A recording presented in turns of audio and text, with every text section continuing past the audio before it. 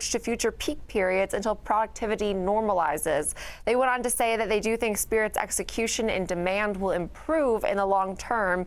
And we just saw Thanksgiving, actually, Alex, be one of the busiest really periods of 2021 in terms of the holiday season, which signals really, I think, strong momentum for this upcoming holiday season when it seems like everyone I know over the next 3 weeks is flying, whether that be Spirit or American. But I kind of think with the airline, a rising tide almost lifts all boats, and we tend to see the airlines, when we're seeing high foot traffic with TSA, all the airlines seem to benefit.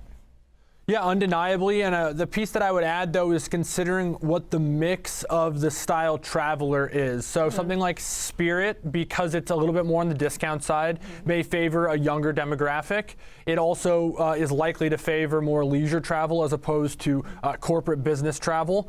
And it's also likely more domestic focused as opposed to, let's say, American or United, which have a good mix of international flight miles when it comes to their traditional schedule. And of course, they have a greater mix of corporate travel mixed in. Well, this actually in the near term could be perceived as a positive for Spirit, given that we don't actually have much corporate travel taking place. It's starting to pick up a little bit, but every time we hear of a new variant or a longer COVID season or more COVID seasons, where I see that more than likely to impact decision making is going to likely be more on the corporate front as opposed to the individual leisure traveler. If you have a plan and you consider your risks and your restrictions or something you're comfortable with at your location, are you more or less likely to cancel your trip a year and a half into COVID than a corporation? I would say that you're probably less likely than the corporation, which has to consider risks of its employees and all the things that go along with it. And of course, likely has a little bit of a windfall right now with a little more virtual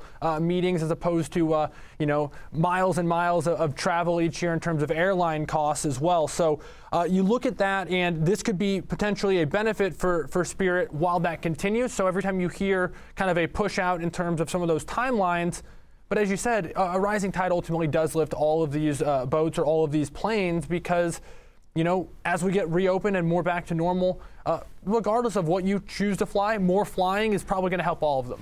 Yes, I would definitely say so. Another thing is you mentioned, of course, the new variant. I also think that Spirit's sort of lack of international travel will also be a benefit if this potentially continues, because I think that a lot of these international headwinds, you're hearing countries already closing their borders, dealing with this new variant. Luckily, the United States, I do not believe, has done that yet, but if people are expecting the country to do so, I think Spirit's domestic push really helps it. Another thing is, Alex, we used to talk to the Folio team really about consumer happiness. And I think of all of the airlines we looked at, of American, Delta, United, Southwest, I think that Spirit was pretty historically the lowest. So I really have to say, though, this past winter when I've been flying Spirit a lot, I have been very pleasantly surprised. I should tweet about it so their purchase intent goes up.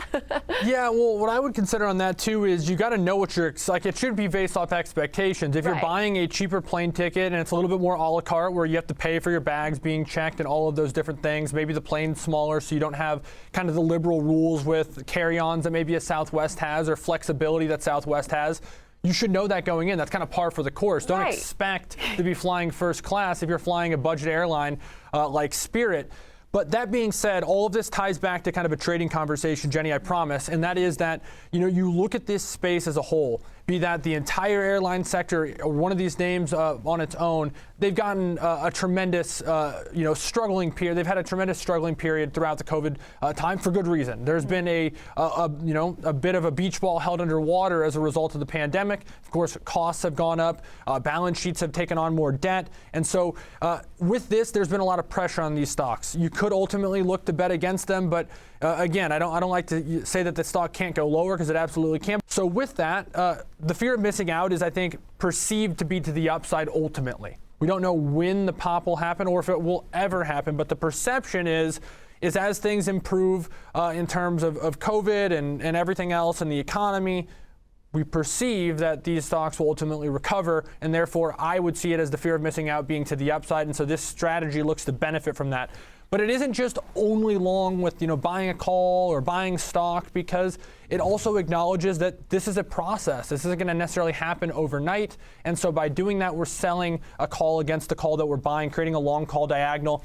This is meant to sort of replicate the covered call strategy, but in a more capital efficient way, in a risk defined way. By buying the 20 call in January that is in the money by $3.50, Jenny, that would be kind of our stock replacement piece to this.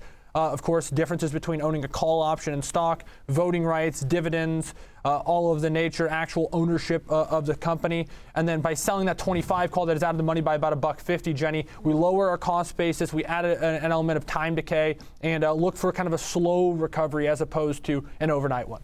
And the benefit, of course, with a stock replacement strategy is not really needing that upfront capital. You're not outright purchasing 100 shares. You're trading the options, which do tend to be a much cheaper option, say, if you were looking to get involved in a name like Spirit after a pretty turbulent year, no pun intended. But I have to say, lately with the cancellations, it hasn't been a bad option. So I'm here to be positive on Spirit. But that does it for our FOMO segment today, Alex. Now, coming up next, we will talk BuzzFeed, a company you might have heard of, you might not, but going public today. We'll tell you more about their SPAC coming up next.